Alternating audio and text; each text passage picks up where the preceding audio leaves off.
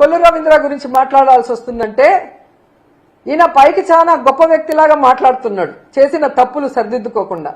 ఇటు వైన్స్ లో అటు మైన్స్ లో ఈ రాష్ట్రాన్ని గుండు కొరిగిచ్చేస్తున్నాడు. ఎందుకంటే నగిరిలో మేము చూస్తున్నాం, కొండలు కొండలు కరిగిపోతున్నాయి.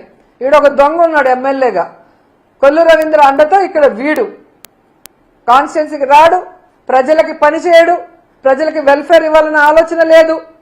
ముఖ్యంగా ఇక్కడున్న పవర్ లూమ్ వాళ్ళకి 500 యూనిట్స్ ఫ్రీ కరెంట్ ఇస్తామని చంద్రబాబు నాయుడు వీడు వాగ్దానం చేసి ఎగ్గొట్టింది కాకుండా, సిగ్గు లేకుండా పవిత్రమైన అసెంబ్లీలో ఫ్రీ కరెంట్ ఇచ్చినందుకు థ్యాంక్స్ అని చెప్పి అసెంబ్లీని కూడా ఏమార్చిన పెద్ద దొంగ ఇక్కడున్న నగిరి ఎమ్మెల్యే భానుప్రకాష్.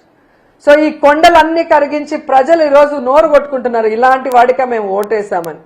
ఇలా ప్రతి నియోజకవర్గంలో మట్టి దోచుకోవటం, కొండల్ని గొరిగేయటం, కల్తీ మద్యాన్ని బెల్ట్ షాపుల ద్వారా విచ్చలవిడిగా అమ్మించి ప్రజల ఆరోగ్యంతో, మహిళల మాన ప్రాణాలతో, పసుపు కుంకుమలతో చెలగాట మారుతున్నందువల్ల ఇతని మీద ఖచ్చితంగా కేసు పెట్టాలి, ఇతన్ని మంత్రిగా సస్పెండ్ చేయాలని కూడా డిమాండ్ చేస్తూ, ఇతనితో పాటు ప్రిన్సిపల్ సెక్రటరీ ముఖేష్ కుమార్ మీనా పైన కూడా ఎంక్వైరీ చేయాలి అనేసి కోరుకుంటున్నాం. ఎందుకంటే ఈయన ఈ మీనా హయాంలోనే ఎన్నికల ఈవీఎంలను ఎలా కల్తీ చేశాడు, ఆ రోజు ఎన్నికల ఈవీఎంలను కల్తీ చేయడమే కాకుండా ఈరోజు మీరు చూస్తే ఈ కల్తీ మద్యం ద్వారా ఎంతమంది మహిళల జీవితాలను నాశనం చేశాడో దానికి ముఖేష్ కుమార్ మీనా కూడా కారణం. కాబట్టి వీళ్ళందరి మీద సిబిఐ విచారణ వేసి వీళ్ళందరినీ కూడా పనిష్ చేయాలి. ఈ రాష్ట్రంలో కల్తీ మద్యాన్ని, గంజాయిని, డ్రగ్స్ ని